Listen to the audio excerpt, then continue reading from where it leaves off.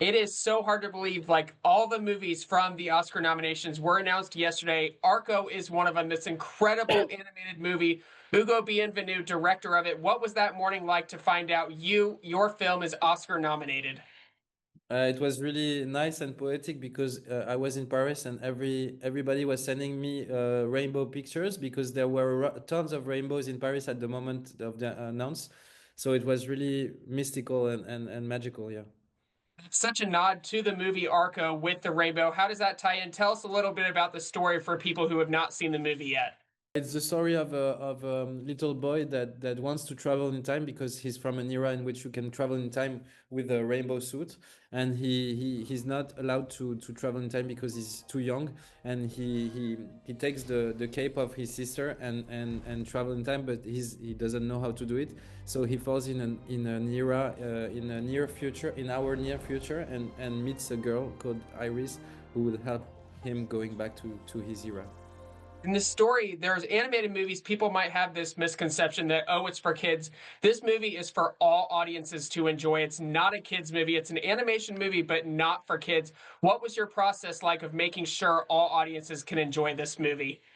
In fact, when I was a kid, I felt like nobody respected the adult that was in me. And now that I am an adult, I feel like nobody respects my inner child, you know? So I tried to do a movie for all these persons and not aiming like 8 years old. Or I just wanted to be able to speak to everybody and to put also all the generations in the room so they have the same feelings, enjoy the same things, and also laugh or cry at the same time. And when the movie was out in France, I was super happy watching grandfathers and grandmothers like laughing or crying with their grandsons, and even if you're from another religion or being all in the same and having the same feelings with. I think feelings are what makes us humans and the same, and in a world that stands now, I think it's important to show that we are all made of the same things. Such a great message that this has. And people watching the credits will see, oh, there's a producer on this film. I recognize that name, Natalie Portman. How did she become involved in bringing Arco to life? In fact, we were working on the movie for 2 years and a half with my partner Felix writing, and I was doing all the storyboard. And in France, nobody could like everybody told us that the movie wasn't gonna happen. And so we decided to finance ourselves an animatic, which is a black and white version of the movie, really well animated, but in black and white and non-rendered. So we put it all our money, and after 6 months, we had 45 minutes, but we were broke, and we called our agent Jamil Shamazdin, who's also the agent of Natalie Portman. He came and see the animatic. He said, "Okay, Natalie Portman just did a company with Sophie Mass.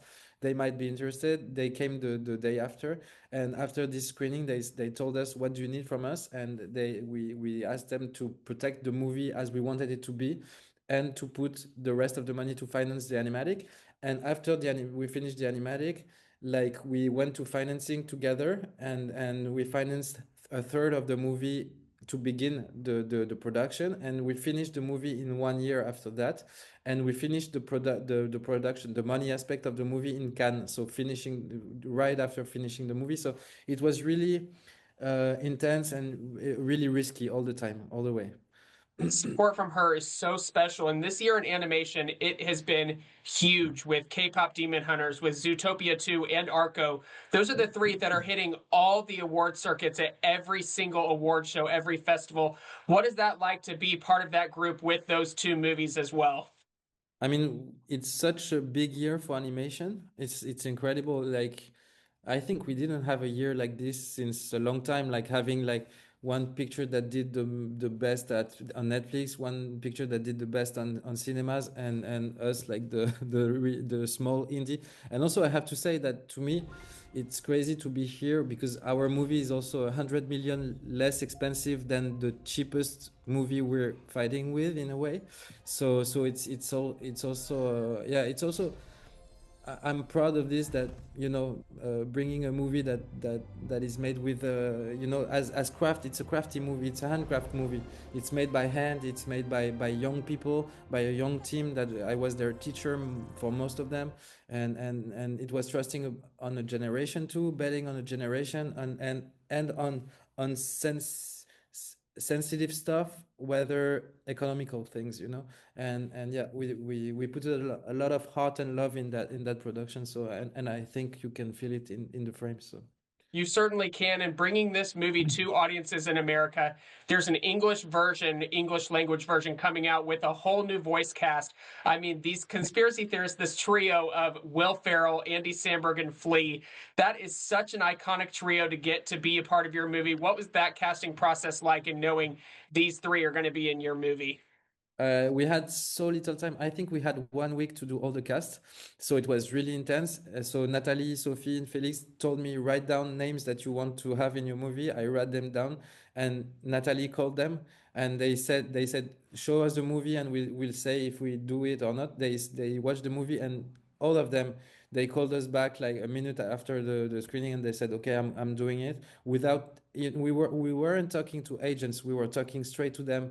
And that was also thanks to Natalie and to Sophie, like having these crazy people, because also they believed in the core of the movie, in what the movie said. It wasn't just another commercial movie. It was, they all wanted to do it for their kids and for themselves.